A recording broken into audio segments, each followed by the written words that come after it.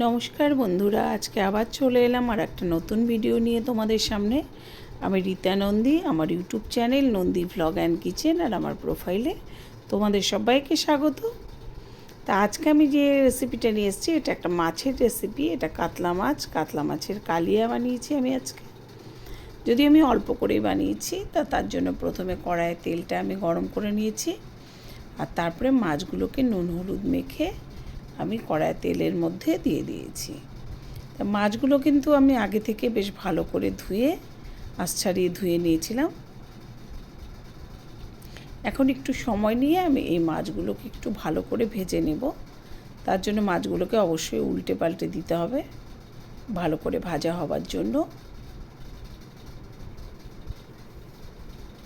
এই যে মাছটা কিন্তু একদম ভাজা মোটামুটি হয়েই এসছে। এখন আমি নামিয়ে নেব। একটা পাত্রের মধ্যে মাছগুলোকে আমি নামাবো।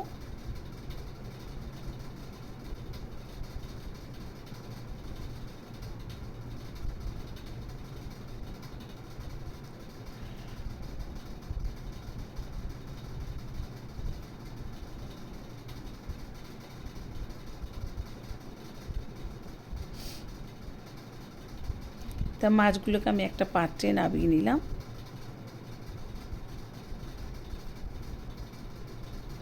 এবার এই তেলের মধ্যে আর বাকি যেটুকু মাছ আছে সেটুকু দিয়ে আবার আমি ভেজে নেব একইভাবে।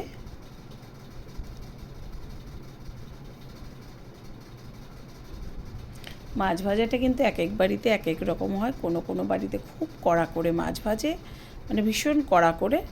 আবার আমরা যেমন আমি যেমন একটু সাধারণভাবেই ভাজি, খুব কড়া করে না, মোটামুটি ভাজি, আবার একদম কাঁচাও কিন্তু থাকে না। তো এই কড়াইয়ের মধ্যে আমি আবার আরেকটু তেল দিয়ে তার মধ্যে আমি তেলটা গরম হয়ে গেলে তার মধ্যে দিয়ে দিলাম আমি একটু জিরে ফোড়ন, আর তার মধ্যে দিয়ে দিলাম কুচিয়ে রাখা পেঁয়াজ,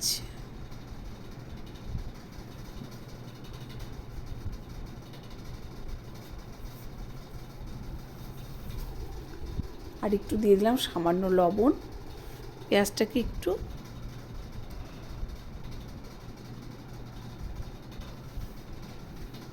পেঁয়াজটাকে আমি একটু ভালো করে ভেজে নেব। আর লবণটা দিলাম পেঁয়াজটা তাহলে খুব তাড়াতাড়ি একটু নরম হয়ে যাবে, সেই জন্য আমি লবণটা দিয়ে এবার একটু ভালো করে নাড়াচাড়া করে করে পেঁয়াজটাকে আমি ভেজে নেব। এই যে পেঁয়াজটা কিন্তু বেশ অনেকটাই ভাজা হয়ে গেছে, দেখাই যাচ্ছে বেশ লাল লাল হয়ে গেছে। এখন এখানে একটা মশলা আমি পেস্ট করে রেখেছি। সেই মশলাটার মধ্যে আছে জিরে, লঙ্কা, একটু পেঁয়াজ, আদা, এটা আমি পেস্ট করে দিয়ে দিলাম এই ভাজা পেঁয়াজের মধ্যে।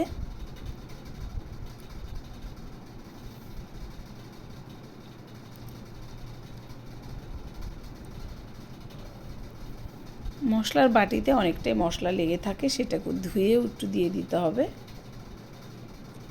তো এবার এই মশলাটাকে আমি একটু ভালো করে নাড়াচাড়া করে নিলাম। এখন এর মধ্যে আমি দিয়ে দেবো একটু হলুদ গুঁড়ো, অবশ্যই পরিমাণ মতো দিতে হবে হলুদটা। আর দিয়ে দিলাম লবণ যেহেতু আগে পেঁয়াজ ভাজার সময় অল্প একটু দিয়েছিলাম, সেই জন্য এখানে সেইভাবেই সেটা বুঝে অল্প করেই দিতে হবে যাতে লবণে পুড়ে না যায়। এই যে মশলাটা কিন্তু একদম সুন্দর কষানো হয়ে গেছে, দেখাই যাচ্ছে তেল ছেড়ে এসছে। তো এখন এর মধ্যে আমি দিয়ে দিলাম অল্প জল, আর একটু জল দেব, আর তবে খুব বেশি জল আমি দেব না এখানে, কারণ আমার মাছের পরিমাণটা একটু কম, সেই কারণে আমি সেই বিশেষ জলটা দেব।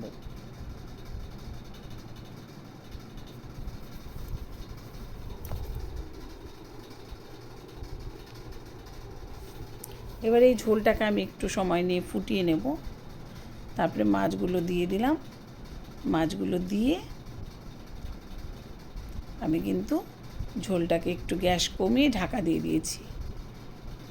তাহলে কী হবে, পেঁয়াজগুলো খুব নরম হয়ে আসবে, বেশ সুন্দর সেদ্ধও হবে, এবার ঝোলটাও বেশ গামাখা হয়ে যাবে। এই যে ঝোলটা কিন্তু অনেকটাই কমে এসছে, গামাখা হয়ে এসছে, আর ঝোলটা থেকে কিন্তু তেলও ছেড়ে দিয়েছে। তো এখন এখানে আমি দিয়ে দিলাম দুখানা এলাচ গুঁড়ি, দুখানা এলাচকে গুঁড়ো করে আমি দিয়ে দিলাম নামানোর আগে।